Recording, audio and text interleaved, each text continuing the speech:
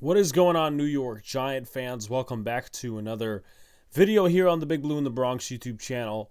Hope you guys are doing well. Hit the like button, comment, and subscribe. Turn on post notifications so you know when a live stream pops video drops. First of all, I'd like to open by saying this. I apologize for not doing a video within the recent weeks. We've done some live streams, but which is going to be the truth. I'm a graduating college student, and there's a lot of opportunities that are open. There's a lot of things that need to be done to pursue those opportunities outside of this platform, but I will be using this platform, of course, as a main spot of my resume. So I hope you guys can understand that. Again, my apologies.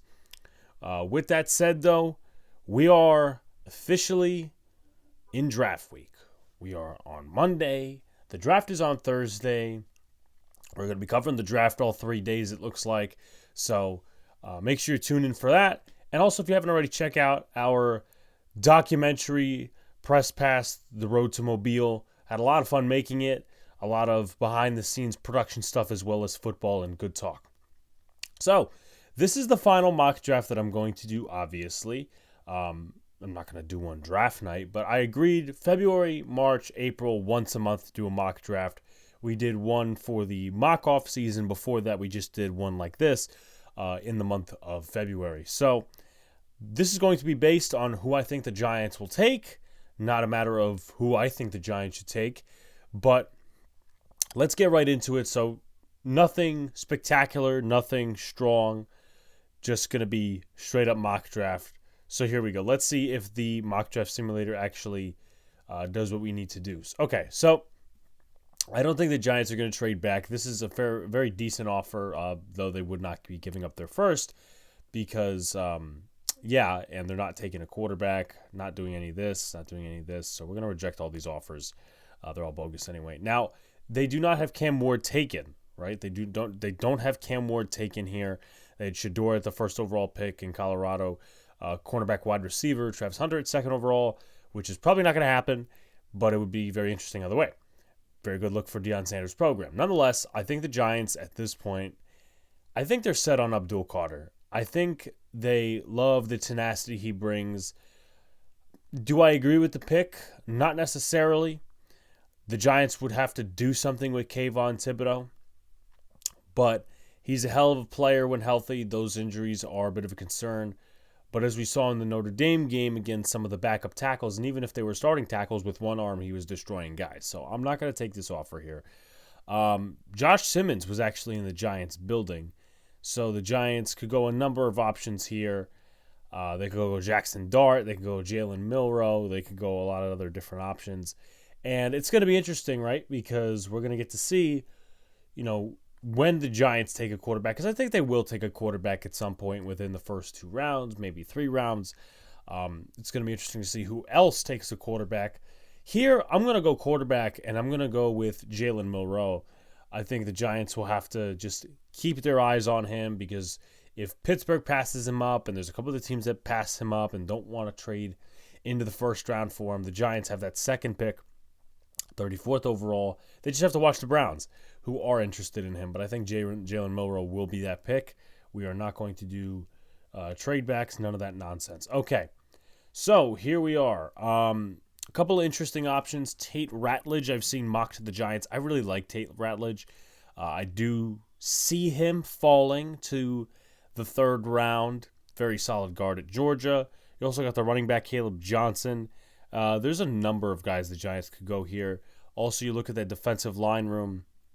Shawar Turner, Joshua Farmer, they've been heavily interested in. Ty Robinson. Deion Walker's a nice guy. Obviously needs to work on his hand movements. Peebles is good too. Joe Amari Caldwell. So I'm going to wait on defensive tackles, and I'm going to view what's here. Right now, Tate Ratledge looks to be my number 1 selection. If you go to the running back room, which the Giants have valued really well, or I should say they valued it a lot because they brought in Caleb Johnson. They brought in Cam Skidebo. I think they had Ollie Gordon for a top 30 visit. So they're looking to get some sort of a power back here. I'm not going to go Caleb Johnson. I think it's going to be a little early. They will need a guard after GVR's departure and maybe John Runyon's departure because, remember, he's only 2 years into the contract, and the 3rd year of the contract, you could cut him. So we're going to go with Tate Ratledge. Now, Would they go off defense, offense, offense at this point? They might. But obviously, we have to see how the draft falls out. The Giants have the compensatory pick, number 99 overall, which does help them. I think a lot of this draft for the New York Giants, outside of quarterback and, maybe the number one, but also the number one pick they have in the third overall pick, I'm not taking this trade, by the way, is they have to kind of build like the Eagles. And when I say build like the Eagles, they have to build the trenches, but they also have to build for the future. They have to build guys in. For example, right? How many years ago was it that the Philadelphia Eagles took Jalen Carter and they took Jordan Davis when Fletcher Cox was still on the team? They took Cam Jurgens and Landon Dickerson. They took those two guys while Jason Kelsey and Brendan Brooks were still on the roster. So it's just having a foresight to see, okay, Greg Van Roten's going to retire. John Runyon may not be on the team next year. Defensive line help. So there's all sorts of, little nuggets that you could throw in there. But I think the Giants have to start building like the Eagles if they really want to compete within this division.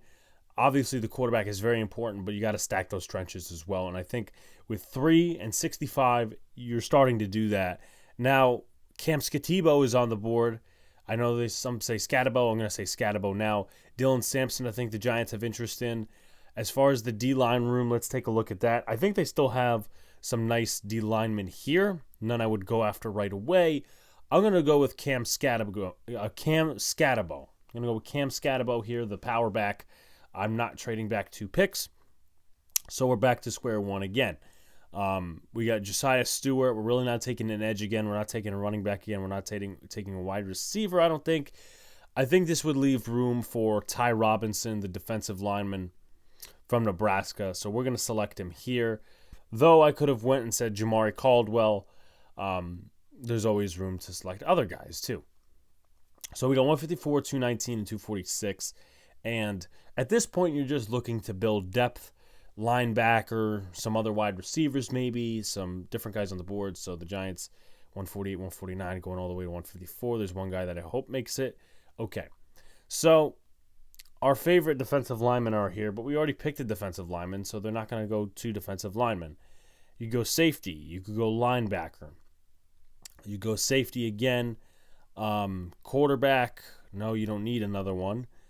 Jeffrey Bassa, that's a pick I could see the Giants making.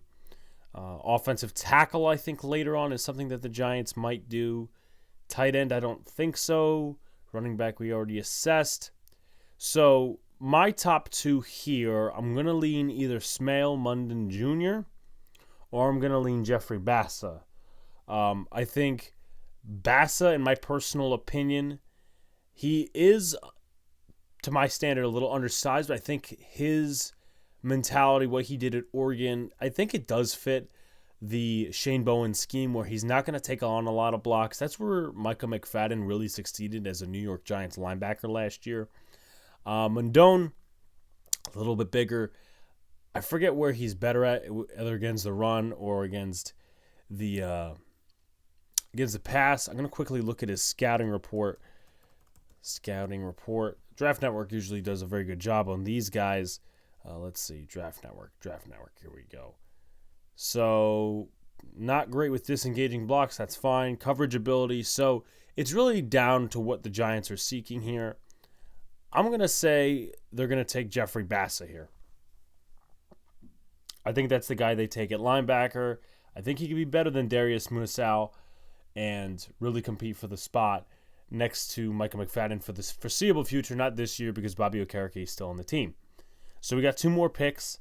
I think we've had a solid draft thus far. I know they said B for Jalen Milroe, but I guess they're really not registering that Jalen Milroe may actually be a first-round pick.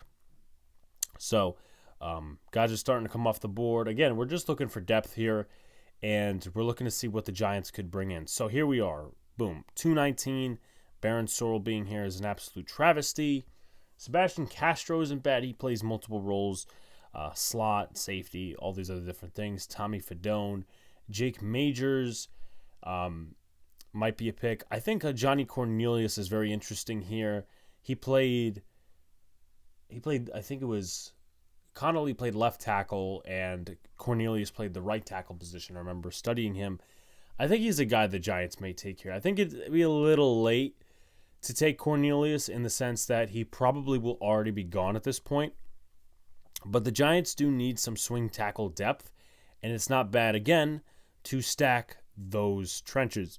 So I'm going to sit here and take Johnny Cornelius out of Oregon. And then we're waiting on the last pick, which is 246 overall, which is right over there. Okay. Could take another linebacker. I don't know about that. Could take an O lineman. Could take a D lineman. Could take a safety. Could take a running back. A number of options, really. I guess you can't go wrong. CJ Dipper's here. Nick Martin is here. Corey Black, Caden Prather. It's really up to what you like. The Giants could also select a kicker because Graham Gano is on the verge of retirement at 37 years old. So I'm going to look up a stat for a certain player, and then we're going to make that pick. And I'm going to make that pick now. I'm going to stun you guys a little bit. We're going to take a kicker. We're going to take Andres Borregales. Last year with the Miami Hurricanes, he was 62 on extra points and 94.7 on field goals for the Miami Hurricanes. So this is our mock draft. We got Abdul Carter, A+, Jalen Milroe, B, Tate Ratledge, A+ on Scarabo, Robinson, A+, A on Jeffrey Bassa, B+ on Cornelius, and B on Andres Borregales. Maybe Borregales goes a higher. I don't know. But as far as this, and if the Giants actually drafted like this, I would be happy outside maybe the first two picks because you're really building those trenches. You're building for the future. You're building for guys that are leaving. I just need to see this Jalen Milroe plan succeed because Milroe is not a great passer right now. He's not even a solid passer. We saw against Michigan in one of those bowl games last year. His talent is up there. He's a great runner of the football. He throws the deep ball really well, but his middle of the field processing of routes and precision passing game is just not there. And at the Senior Bowl, he struggled, right? I mean, in practices, he looked good, but in the game, he was sacked twice by Oladejo, and that was Jalen Milroe holding onto the ball. And I'm going to say right now, for a lot of people that may not be happy with me, number 3 is a luxury pick. The Giants have to find something to do with Kayvon Thibodeau or something like that, or maybe they have some prestigious plan to convert Abdul Carter back to linebacker, which is something you probably don't want to do. Maybe it solves a need, but converting an edge to linebacker for 3 overall would be one of the stupidest things I think I've ever seen. But if you haven't already, hit the like button, folks, comment, subscribe, turn on post notifications so you know when a live stream pops or drops. Appreciate y'all coming back. Apologies for the ads coming up on the right side. This is an Advil site. And also, if my face looks red, little sunburn, but I think OBS is kind of over-exaggerating it. I appreciate you guys so much. We got some more videos coming out this week, and of course, we got the draft on Thursday, so be sure to be with us. Peace out, guys. See you later. Stay cool.